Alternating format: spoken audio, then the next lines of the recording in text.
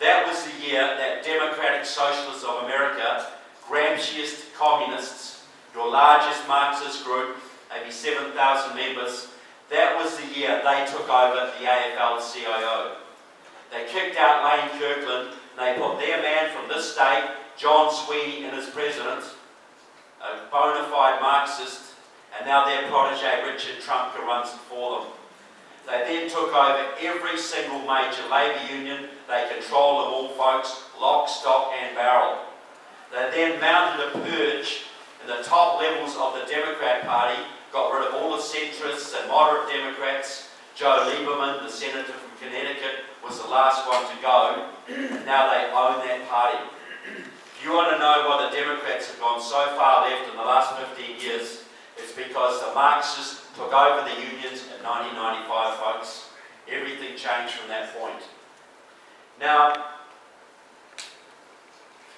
so the mechanism is very simple. The communists, the Marxists set a policy. This is what we want for America. It might be socialisation of student loans, or green jobs, or cap and trade, or card check, or Romney Care, or Obamacare. It might be normalisation of relations with Cuba, or a New START treaty with Russia, or an end to fracking. All Marxist policies, all designed to bring your country to its knees. They make these policies union policies, and the unions make them Democrat policy. 20,000 card-carrying communists in this country are basically writing the policies of the Democratic Party, which controls the lives of 300 million Americans right now. It's not historical, folks. This is happening now. Now, I want to give an example of this, how it actually works in practice. I could look at Obamacare, but I'll look at something that's even more in the news right now and has been talked about today. It's divided the Conservative movement, divided the Republican Party, comprehensive immigration reform, otherwise known as amnesty. Now you have Republicans, and I use that in inverted commas, of course. John Boehner, Lindsey Graham, John McCain, Marco Rubio, hell-bent on passing this. They will tell you that amnesty for illegals will be good for the GOP. Because if you give 11 or 12 or 20 million illegals citizenship and voting rights, they'll all be so grateful they'll all become staunch Republicans, right? How deluded can you get, folks? They don't even believe that themselves. We know that people don't change quickly, folks.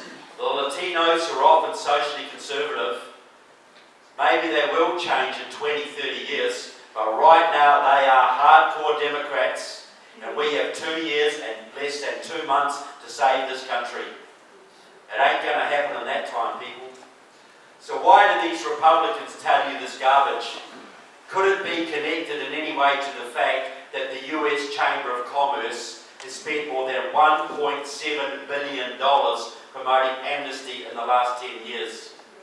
What do you think the Chamber wants out of it, guys? Cheap labour. Cheap labour to plug their chickens and run their factories and hotels.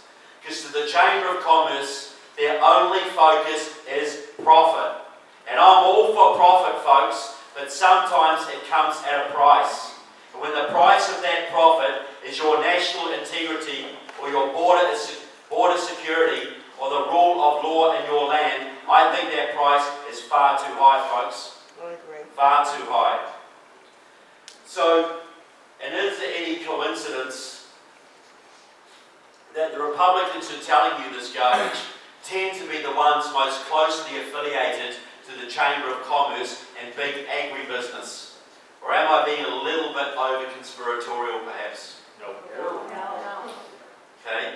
But the real driver of this, the real beginner of this, was the hard left, the communist movement. This started out in California in the 1950s with a Communist Party member named Bert Corona, a hardcore Stalinist. He was also a Democrat. He set up the Viva Kennedy clubs in the early 60s, the first organised efforts to bring Latinos into the Democratic Party. He also set up, mainly on church money, a whole network of support groups for illegals in the Southwest and Southern California. The purpose of these groups was to encourage illegals across the border, get them work in factories and farms, get them citizenship and voting.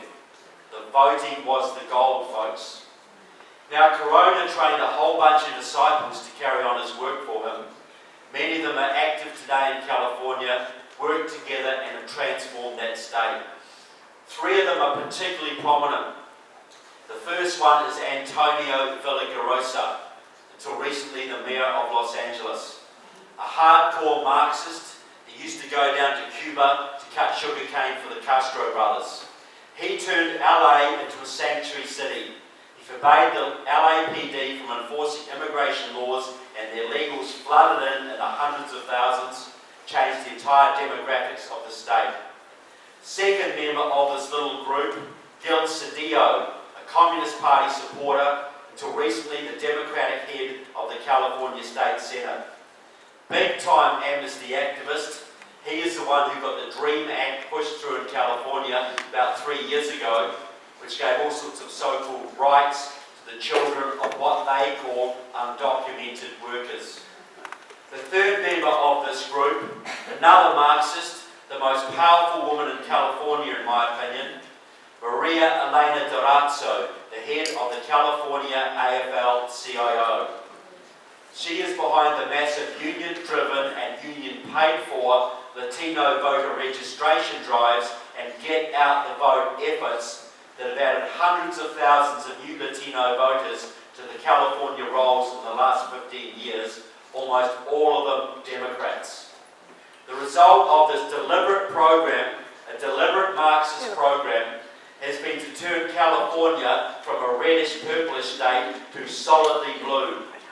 Even Orange County, once the single most conservative county in the entire country, is purple because of this program.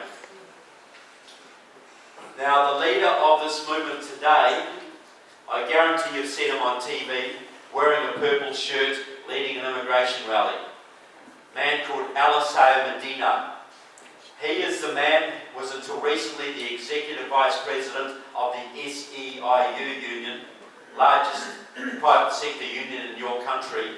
He is the man who got the amnesty bill pushed through your Senate last year. He drove that. He's been using his union members all over this country to rally outside the offices of Republican congressmen to get them to flip their vote on amnesty to get a bill through the House. He is a card-carrying member of Democratic Socialists of America. He supports the Communist Party USA. He served on Obama's Latino Advisory Committee a few years ago, along with several other Marxists, and he was personally consulted by the President before Obama started on this latest push for amnesty. He also works very closely with Luis Gutierrez, the rep from Illinois, who is driving the amnesty issue in the House. Gutierrez has been on TV recently boasting about how Obama's going to do this with a stroke of a pen. Gutierrez is a former member of the Puerto Rican Socialist Party, a pro-Cuban Marxist-Leninist outfit. Now I'll ask a question, I'm not persecuting you guys, but any former or current union members in the room today? Should be 1 or 2, this is Massachusetts. Former, okay. Okay, I'm not saying you had to be. I know you don't want to be, but you know. Well, here's a question.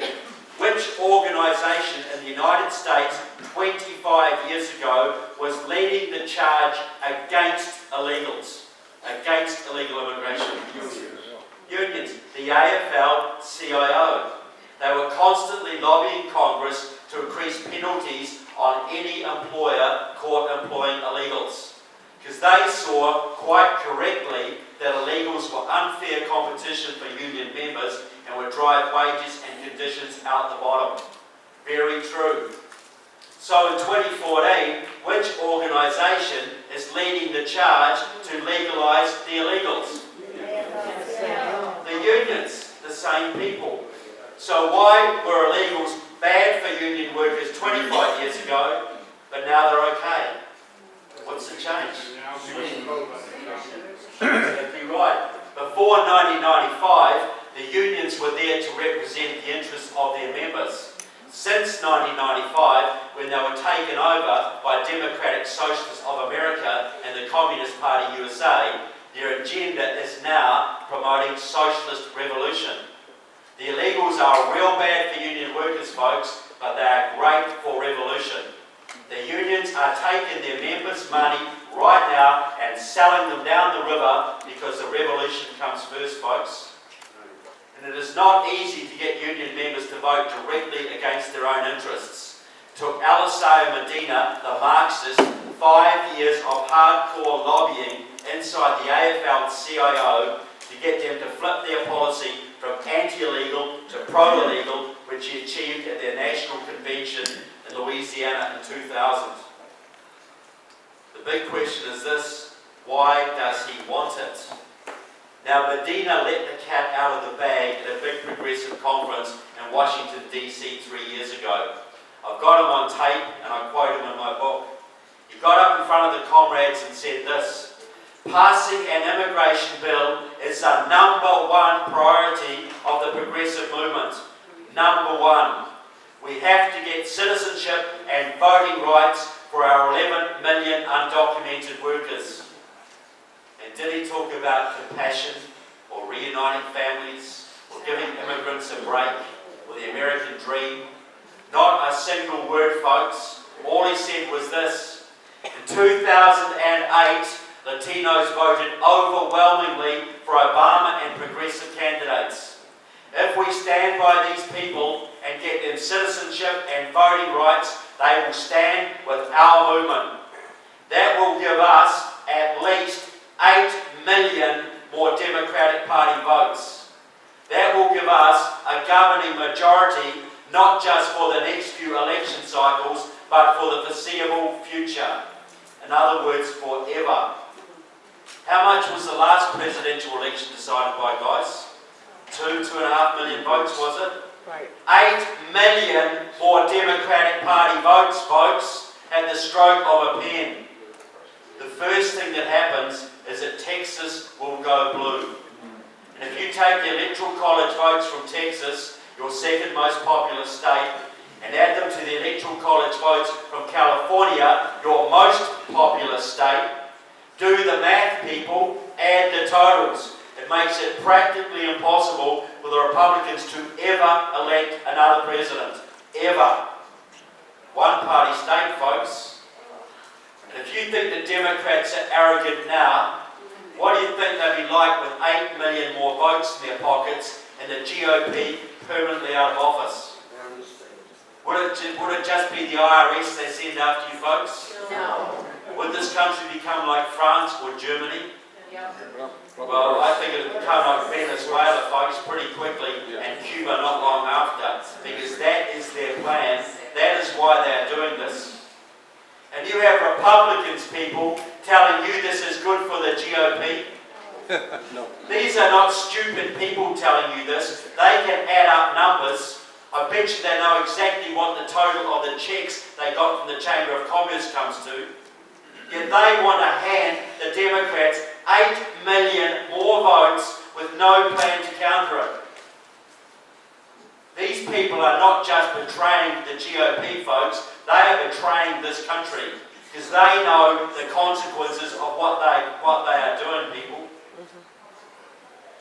And we had an election where the people have their say. We know what they think of this issue. David Bratt fought that election against Cantor largely on this issue. He spent $200,000 and had some Tea Party support. Cantor spent $5 million. And he got amnesty hung around his neck, folks, and he lost by 8 points. That's what the people think. And that's what you've got to do to every one of these traitors who's promoting this. Every single one of them. Because the survival of your country depends on this. Now, the other thing my book is about is the individuals. Because I think they should be held accountable for what they're doing to your country, folks. The book profiles 51 members of the House and 14 senators. That ain't all of them. Now, I'll ask another question. Anybody in this room, not counting military, has ever applied for a federal government job who is willing to admit it? Come on, Mark. Come on, Marianne. Now look, a lot of these jobs are legitimate, I will grant that. Okay, now, any of you people who applied for those positions, did any of you require FBI security clearances for those jobs? Okay. I'd say you probably all did, you may not have all realised it. But I know that those clearances, they can go through your underwear drawers, folks. They check out your family background, overseas travel, education, associates, drug convictions, criminal convictions, the whole lot. I had a friend who applied for a mid-level government job out of Virginia about 2 years ago. The FBI drove to Canada and interviewed his communist uncle. On the strength of that interview, my friend was denied that position.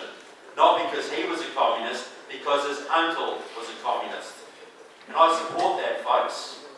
Because this is the federal government we're talking about. This is the heart of the free world. This country has enemies who will exploit your weak and dishonest against you. They need to trust you. You might be guarding the president someday. You might be guarding a nuclear facility. You might have state secrets under your control. You might have the ability